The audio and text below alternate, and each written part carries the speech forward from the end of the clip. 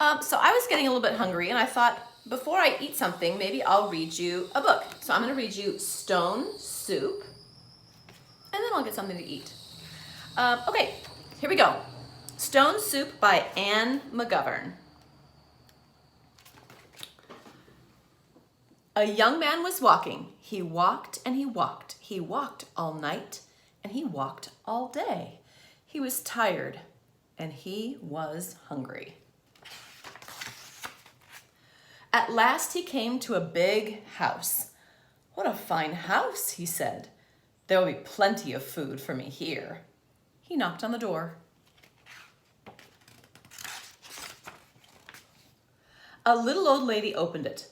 "Good lady," said the young man, "I am very hungry. Can you give me something to eat?" "I have nothing to give you," said the little old lady. "I have nothing in the house. I have nothing in the garden." And she began to close the door. "Stop," said the young man. "If you'll not give me something to eat, will you give me a stone?" "A stone," said the little old lady. "What will you do with a stone? You cannot eat a stone." "Ah," said the young man, "I can make soup from a stone."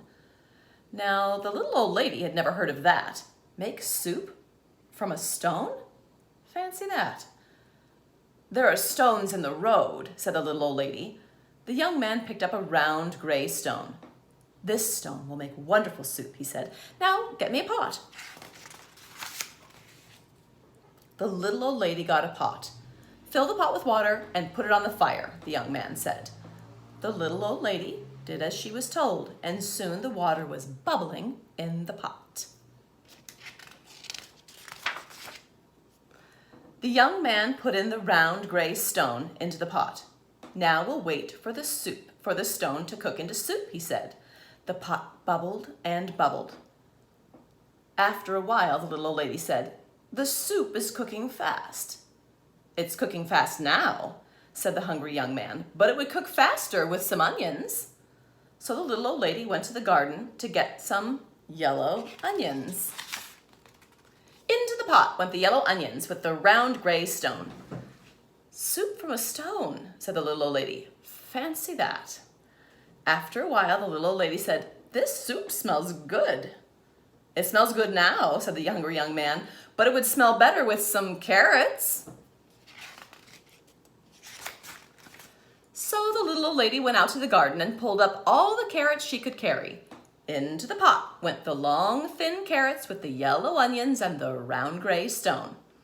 "Soup from a stone," said the little old lady. Fancy that. The pot bubbled and bubbled. After a while, the little old lady said, "This soup tastes good." "It tastes good now," said the hungry young man, "but it would be better with beef bones." So the little old lady went to get some juicy beef bones. Into the pot went the juicy beef bones, the long thin carrots, and the yellow onions, and the round gray stone. "Soup from a stone," said the little old lady. Fancy that. The pot bubbled and bubbled. After a while, the little old lady said, "This soup is fit for a prince." "It's fit for a prince now," said the hungry young man, "but it would be fit for a king with a bit of pepper and a handful of salt." So the little old lady got the pepper and the salt. Into the pot went the bit of pepper and the handful of salt with the juicy beef bones and the long thin carrots and the yellow onions and the round gray stone. "Soup from a stone," said the little old lady. Fancy that. The pot bubbled and bubbled, and while the little old lady said, "This soup is too thin." "It's too thin now," said the hungry young man, "but it would be nice and thick with some butter and barley." So the little old lady went to get butter and barley. Into the pot went the butter and barley, the bit of pepper and a handful of salt, the juicy beef bones, the long thin carrots, and the yellow onions, and the round gray stone. "Soup from a stone," said the little old lady. Fancy that. The pot bubbled and bubbled. After a while, the little old lady tasted the soup again. "That is good soup," she said. "Yes," said the hungry young man. "This soup is fit for a king. Now we will eat it."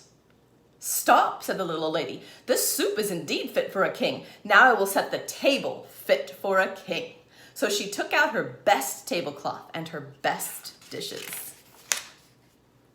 Then the little old lady and the hungry young man ate all the soup made with the butter and barley and the bit of pepper and the handful of salt and the juicy beef bones and the long thin carrots and the yellow onions and the round gray stone.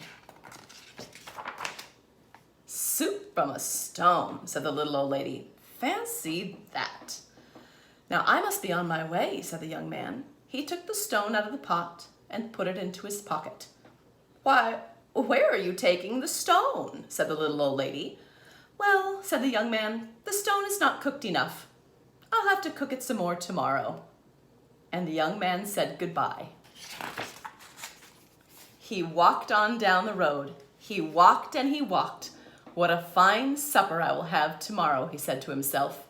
"Soup from a stone. Fancy that." That's good, huh? Now you can tell your mom when you're hungry, you know what the first ingredient's gonna be.